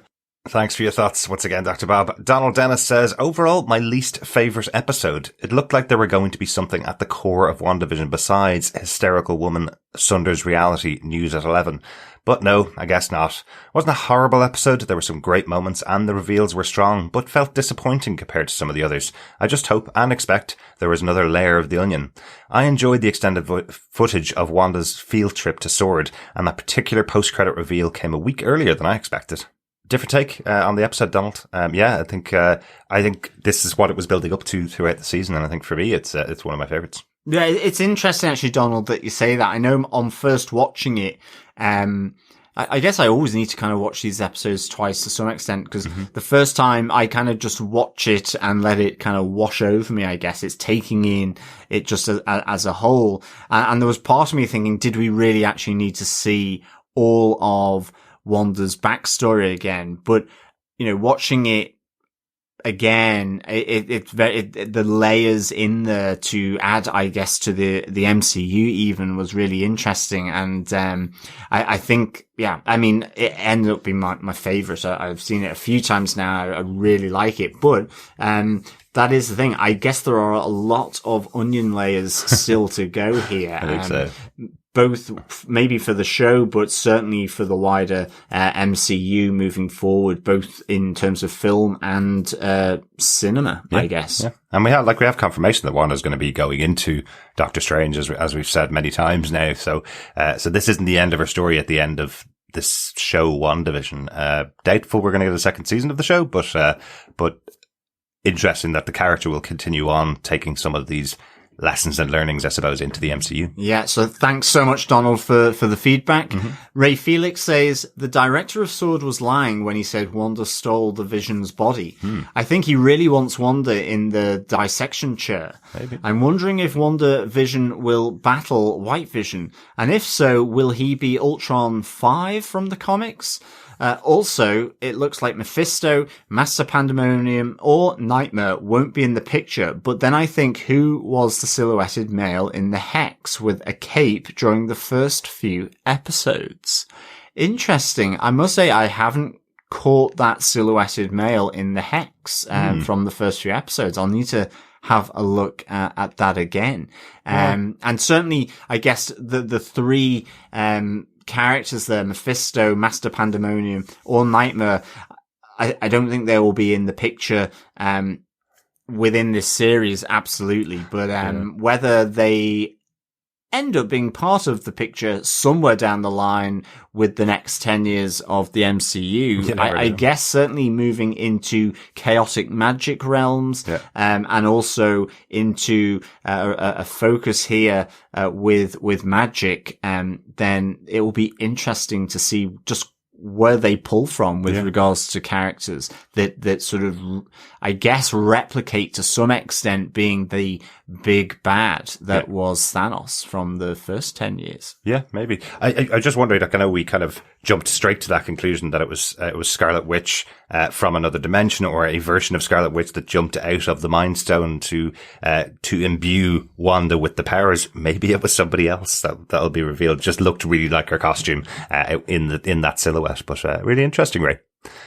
Jeff Charles says, wow, so much information in another too short episode. Director Hayward and Agatha are very much alike. Hayward is after Vision and the secret of the most powerful sentient weapon.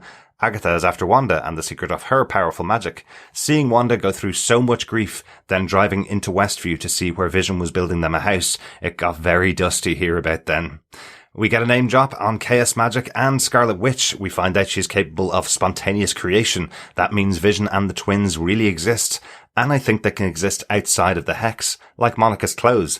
So Wanda did create everything out of her grief, but I don't think she really understands how she did it. That makes Hayward and Agatha the big bads of the show. I guess so, yeah, I guess, again, it's really difficult to see big bads now, whether someone's trying to control the world, they're again quite complex antagonists, I suppose, for the ideas of Wanda. All she wanted was the simple life in this town that she created, living with Vision in this perfect Americana sitcom universe, effectively, and they're both disrupting that, definitely. So I guess that makes them the bads versus Wanda. Yeah, thanks so much, Jeff. Sandy Resendez says he bought them a plot of land.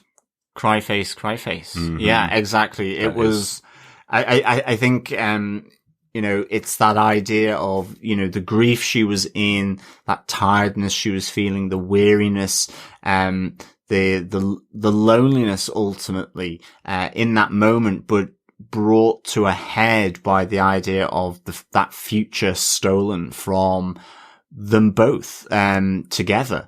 I thought encapsulated in that moment at the plot of land, with the note, it was phenomenal. And again, Elizabeth Olsen just being so good at conveying that grief and the being distraught, was really, really good. Yeah, without a doubt. It is just that moment when you realize that's the big thing that pushed Wanda over the edge, I suppose. Yeah, really good. Thanks so much, Sandy. We also got some feedback in from Ronaldo. He sent in some voicemail feedback and some Facebook feedback as well. Let's play the voicemail feedback first, I think. Hey guys, it's me, Ray. I just had to leave you some audio feedback for the latest episode of WandaVision, episode 8, previously on. Now, as of this recording, I'm only about halfway through, but I really wanted to share my thoughts because I might have to stop it just due to not being able to watch the the whole episode. But by the time I listen to you guys, of course, I'll be ready. I would have watched it. I just want to say that with all the reveals kind of aside now from episode 7 and from my previous comments of slight indifference to those reveals, I am absolutely loving this episode 8.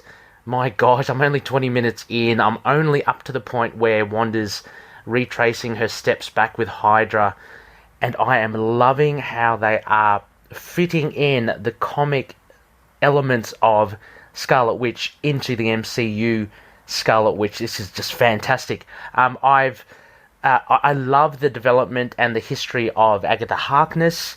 Again, as I mentioned, with the reveal aside, this to me is full on the meaty stuff. So to see her history, to see, I guess, allusions towards the Scarlet Witch kind of headgear that we know. It seems like her mother, Agatha Harkness's mother, had some sort of Scarlet Witch-esque headgear. In the Hydra, I guess, vision, so to speak, want of a better word. Wanda sees a silhouette with her Scarlet Witch headgear. Is that Agatha Harkness's mum? I am loving this idea that she has some ties to the witches, and her probability hex is at play. I also love how Agatha wants to know how Wanda is so powerful so quickly and able to do all these complex spells. I am just loving this magic side of things. So I just wanted to leave my thoughts and just say that it's full-on fantastic, guys. So I'm going to keep on watching anyway. I just wanted to get this over to you. I can't wait to see what the last 20 minutes go. But for me, this is a big payoff already. It's far superior for me to the previous episode, and it actually has enhanced, I guess, and validated everything from the first 7 episodes. So for me, this is the jewel. This is the infinity gem of an episode so far. Anyway, I've still got half of it to go, but I just wanted to share my thoughts. Anyway, I can't wait to hear you guys pick this episode and just really dive into it. But I'll catch you then. See ya. Thanks so much, Ray. So excited he couldn't even finish the episode before sending in feedback. I love it. I totally feel it, Ray. Yeah, totally feel it. Yeah, absolutely. I mean, the magical stuff's really good, and I like what you're saying about Agatha. You know, it's something that the TV show, I guess, it's my feeling, can do. It's that they give her that, you know, 5 minutes right at the start where it gives a little peek into her background, where she's come from, where her powers have come from, and it pays just that little bit of dividend to this character that we've seen all the way through this season, and we see here really fundamental in exploring Wanda's history and journey. So it's something that you know, for example, in Doctor Strange, Caecilius, it's just in a few lines, and you think it's more complicated than that. You know, even you kind of can't necessarily always do that in a movie. Yeah. Certainly, I guess some of the MCU movies that are maybe have other kind of points that they're aiming at. So certain things can drop sometimes. And I think that here, this is the great thing about TV. You get that context of Agatha. I mean, even to the point where she is kind of good and evil. You know, she's like saying, I don't want to die. I want to still be alive. Still, I can be good. Yeah. You know, but then at the same time, you see those expression changes on her face. Yeah. That shows maybe she's a little conflicted herself. Absolutely. And,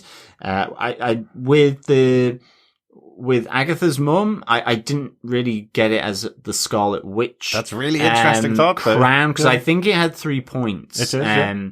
But yeah, maybe I guess maybe there's a lot of the witch side of the Marvel universe that we will get to see with Wanda moving forwards, as well as what we've gotten here. It's a really interesting thought there, Ray. I like that. Yeah, and I guess Wanda is that magical child prodigy, you know, where it just comes naturally. Well, exactly. Like I guess like people that can just suddenly start playing the piano or do like advanced physics. She can suddenly do magic. She can do magic. Yeah. And it gets pulled out over time. Absolutely. Yeah. Ronaldo also came in on Facebook to complete his feedback from the episode. Ronaldo says, I've left my thoughts in a voicemail, but I'll just say stop it. Absolutely brilliant. With reveals done and dusted, the meat of the show came all at once here in episode 8, making it hands down my favourite. It couldn't have been done without the groundwork of the previous episodes, but just wow. And the comic references, White Vision and Scarlet Witch probability hex revealed, I'm still stunned and giddy.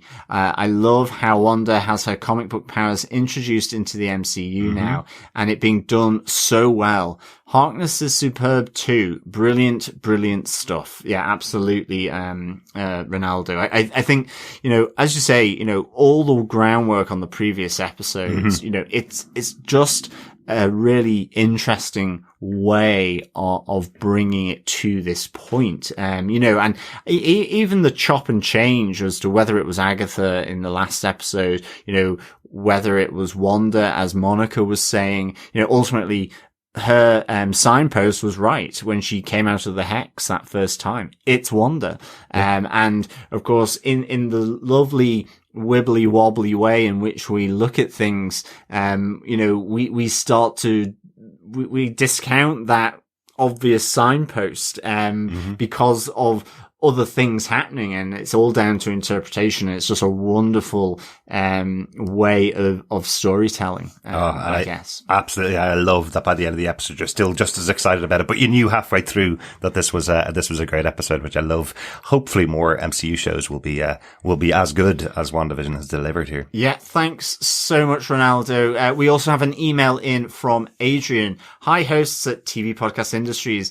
I'm a fairly newish listener, 2018-ish, first-time feedbacker. I was introduced to your podcast from hearing Derek on the Walking Dead cast, and I've come to enjoy your movie and TV show coverage. When I got Disney Plus in 2020, I finally started watching Agents of S.H.I.E.L.D. and needed a podcast to accompany it. I found Welcome to Level 7 podcast, and there was written feedback from a Derek, and I laughed to myself. What if it was TV Podcast Industries Derek? I nearly did a spit take when an episode or two later, there was audio feedback with Derek's voice. I also am a long-time listener to Kevin Smith's Fat Man Beyond, formerly Fat Man on Batman podcast, and I always smile when Chris talks about Mark Bernardin. So when your WandaVision episode 7 podcast coverage, you guys name drop reference both Welcome to Level 7 and Fat Man Beyond, I had to finally write in to officially say TV Podcast Industries is the nexus of all podcasts. Yes, excellent stuff. We really are, I think, at this stage. I get around with my feedback and my guest appearances. I really do. That's awesome, Adrian. That's really cool that you've seen us in different places as well. It's very cool. Excellent stuff. Thanks so much, Adrian. Adrian goes on to talk about the WandaVision. Anyways, back to WandaVision, he says, only one episode left. No, I need more of this show. It's so good. I loved getting a glimpse at Agatha's backstory, and then visiting Wanda's past was awesome with that DVD collection. It made me so happy to see Who's the Boss was in there. It brings me back. Excellent. I think I found a possible plot hole. If Wanda's exposure to these sitcoms were from DVDs, how would she know about commercials that fit the time period? This crossed my mind because once when watching TV at my sister's place, back when you could visit relatives, I was watching something I normally watched online. So when it stopped for a commercial break for a split second, I was confused, thinking to myself, what's going on? Before realizing I was watching normal broadcast TV.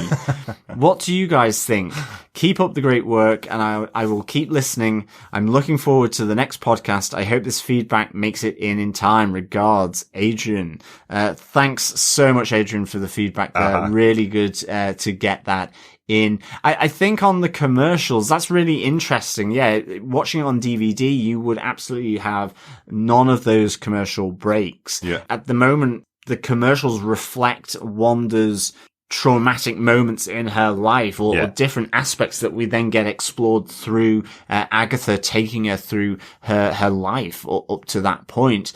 And I guess Wanda knows that commercials exist. And it's a way of putting that stamp in there. So, but it's a really interesting point. If you've not realized it before, then what's going on? I guess we see her watching Malcolm in the Middle, in the Avengers facility with Vision. So maybe that was on TV as an example. That was also DVDs in the father's box. We did see Malcolm in the Middle season 1 DVDs in there, but yeah, she could have been watching in the facility at the Avengers. When she's watching the episode of Malcolm in the Middle, that could have been on live TV. It could have been a rerun. I do love the idea of, exactly as you're saying, Adrian, when you're watching something that you normally watch online and then you're suddenly watching it on regular TV and it comes as a complete shock when it goes through an ad break. Like, why am I watching an ad break? Especially with all the streaming stuff that we watch. Really good stuff, Adrian. Yes, you just made it in on time while we were recording, so I had to include your feedback. Great to hear from you. Hopefully you'll get back to us for the final episode of WandaVision. Thanks so much to everybody who sent in feedback to us on email and over on Facebook. We do have some voicemails to close out our feedback section. First up, a couple of voicemails came in from Ryan this week. Hey, what's happening, guys? It's Ryan. Want to give a quick review on episode 6 and 7. I didn't get one in last week. So just a quick little question, really, for the general Defenders podcast public. I was so shocked that no one took Hayward out after the comment he made to Monica about her not having the courage to be around, or maybe it was better that she wasn't around, when her mother died, because she hasn't got the stomach for this job. Wow. I was surprised that no one took him out. That was the lowest of low blows. Even my wife, who hasn't been watching this fully with me, went, wow, that was a bit harsh, wasn't it? I was like, yeah, it was crazy. But the episodes so far, I've got more questions to really ask you guys, your opinion, really. What's your guys' opinion on when Darcy and Vision sat and had a conversation in the van and Darcy filled Vision in on basically the end game? What's your guys' opinion on how much Darcy would know? Me personally, I think it's been a long time. It's been 5 years, and it's a major event that affected everybody in the world. So I think that maybe the story would be told by people. I'm not sure who, but we all saw the final battle. There was a load of people there to actually transcript, I suppose, the final battle scene. But yeah, that's mainly just my questions, really. It's hotting up, really, and yes, it's Agatha all along. So we'll see what happens next week. But guys, thank you very much. Take care. Speak to you soon. Thanks so much for the first piece of feedback, Ryan. I know we have another one coming up from you in a second, but yeah, just want to address some of the questions that you had in there. You're absolutely right. Nobody seems to have called out how bad that line from Hayward was about Monica not being able to handle her mother dying, that she wouldn't have possibly been able to handle the world. I think that more speaks to Hayward's trauma that he feels like he's gone through because he had to go through this 5 years without half the world around. I think that's kind of what he was saying, but you're absolutely right. What a low blow. But it does set up that kind of journey that Monica goes on, the strength that she embodies in order to be able to become Photon towards the end of the episode. So I think that kind of elation by the end of the episode that she's pushed through and become the superhero that she was destined to be almost kind of made us forget to talk about how horrible that line was from Hayward. Yeah, Hayward definitely needs to get some manners on him. I guess. I think it was pretty bad what he said. And, really harsh, just really, really harsh. Maybe we didn't mention it as much on the podcast, mainly because it's a PG podcast and we couldn't truly say what we thought about Hayward. Maybe. I guess. And on Darcy, about how much, would Darcy know? I guess this is a bit like, she's connected in at least to Asgard and Thor and through that. But, I wonder who is the official tome writer of the history of what happened in Endgame for, humanity. I kind of feel like if you think about the people that survived, Steve Rogers did survive and was hosting a survivors group, wasn't he, for people that couldn't get past what had happened to the world. I kind of feel like he would be exactly the person who would make sure that the people who were lost were heroes and tell their stories and be very specific about who was lost. These are all well-known people at this stage. So I feel like, it would be a known fact about what happened in the snap and what happened and who disappeared in that final battle in Wakanda, or that first battle in Wakanda. So I think maybe just one of those things. It's a known thing. TV shows have to make documentaries, even in everything shutting down for 5 years or people disappearing for 5 years. So maybe it's just really well known about what happened from Darcy's point of view. Yeah, thanks so much, Ryan. On to Ryan's voicemail part 2. Hey guys, Ryan here. Sorry, had a couple more thoughts. Wanted to run past you guys and see what you think. I've seen this going around the internet with regards to why the rover didn't go straight through the hex this time. My personal opinion is that I think Wanda has strengthened the hex. When she came out the first time, she had a conversation with Hayward and she turned the guns on him. As she walked back in, we all see it change from the kind of invisible hex that you can't really see to the red tintish hexagon, sorry. And then obviously with regards to when she expanded it, I reckon that must have strengthened it even more. So that's just my personal opinion. And maybe that's why she looked, if you watch the scene where she's in the kitchen and she's just taken one of them tablets, her face when she looks at Monica, she's like, what are you doing here, sort of thing. So that's just my opinion. What did you guys think of that? And with regards to everyone talking about the engineer that wasn't the big engineer, I personally think that there will still be a big engineer to come, or some kind of big Easter egg, so to speak. But also the conversation that was had a couple places where people were saying that what the engineer said to Monica, if I'm not mistaken, I thought she said along the lines of, your mother wasn't the only or isn't the only person that we're loyal to. So I don't know, maybe I've got that wrong, but my opinion was that they're loyal to Monica as much as they are loyal to Hayward, but not really loyal to Hayward, if you get what I mean. But those are my... Once again, our 90-second recording limit unfortunately cut you off at the end there, Ryan. But I think you were finished on your points there. Yeah, I agree with you. The line from the person that Monica meets is that they're not just loyal to Monica's mother. I thought indicating that they were loyal to Monica as well. Yeah, interesting stuff. But yeah, there's definitely people thinking that we're going to have the engineer, maybe Tony Stark, appearing in this final episode coming up as well. I just don't know. I have absolutely no idea with this show what we could get around the corner, whether it's going to be, the entire lineup of all surviving Avengers are going to turn up in this last episode. It absolutely could happen, I think. Anything can happen in this final episode, but interesting if that was the only reveal that we have of the connected person that Monica has. That would be also quite interesting, wouldn't it? I think so. But I'm hoping it's not Tony Stark that is the engineer. I think that would be very unlikely. Yeah, exactly. I think so. And I think, yeah, absolutely, the hex was strengthened with that expansion. You see that burst of red energy and magic coming from Wanda, and that seems to permeate into the energy field of the hex. So I definitely thought that, like you, Ryan, that it was the strengthening of the hex. Yeah. I guess with that robot vehicle, it was just strange that couldn't go through the hex, that was a thing, because with the hex expanding, whilst it was being strengthened, it took in effectively all the vehicles and that as it expanded out. And then of course Monica could move through as a human being. She could push through and push through it. So I kind of feel that maybe that vehicle could have gotten through, really. It's just that it didn't have enough horsepower. Maybe to be pedantic about it, I think this whole concept was that Monica had drawn up plans for a vehicle that could get through the hex. She sent on the plans. The vehicle was built or taken from storage and attuned to her design or something like that, and then brought over. And in the meantime, Wanda had strengthened the barrier to inside. So suddenly the vehicle that was supposed to make its way through couldn't make its way through. It's something that I thought about after we had our discussion on the podcast. It just seemed weird where it was like, we've done it to the perfect specs to get through the wall, and it doesn't get through the wall. It's like, well, why did you even try? But again, as we heard in some feedback about this portion of the episode, it is just about Monica realizing her power, forcing her way through with the slightly rewritten DNA by coming out of the hex before and becoming Spectrum. That's what the whole scene was all about. But you're absolutely right.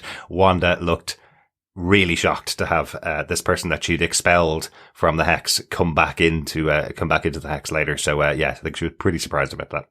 Thanks so much for your voicemails, Ryan. Last but not least, Steve Brown shares his voicemail for this week. Hey guys, it's Steve, and this is for WandaVision's previously on. Another really good episode. I'm sorry that this is coming to an end, man. It's really, really great. I was a little worried for Wanda, there at the beginning with Agatha and that whole scene between them in the basement. And then this whole walk down memory lane was really pretty cool of seeing those traumatic events from Wanda's point of view, and seeing things portrayed that we really hadn't seen portrayed before. And that reveal at the end of Agatha calling her the Scarlet Witch. I'm not sure what significance that has, if that has to do with the Nexus. I remember you guys talking a little bit about the Nexus last week. And I can't wait to watch it again and share some more thoughts. But this whole idea of spontaneous creation is interesting. I'm not sure. Have we heard about chaos magic before? So a lot of these things you guys may answer some of it, but of course it's got more questions as well. So, okay. I can't wait to watch it again and can't wait to hear you guys talk about it. Talk to you later. Thanks so much, Steve. I don't think we'd heard about chaos magic in any of the shows or movies before, but in the show, this seems to be a person who can wield chaos magic is considered to be the Scarlet Witch. That's what seems to be coming across from Agnes. The Nexus stuff may just be complete confusion. As we said last episode, you mentioned the Nexus to a comic book reader and they're suddenly going, oh, I remember all these things that are the Nexus. Possibly this could be the Nexus. She could be the Nexus. The Nexus could be something else.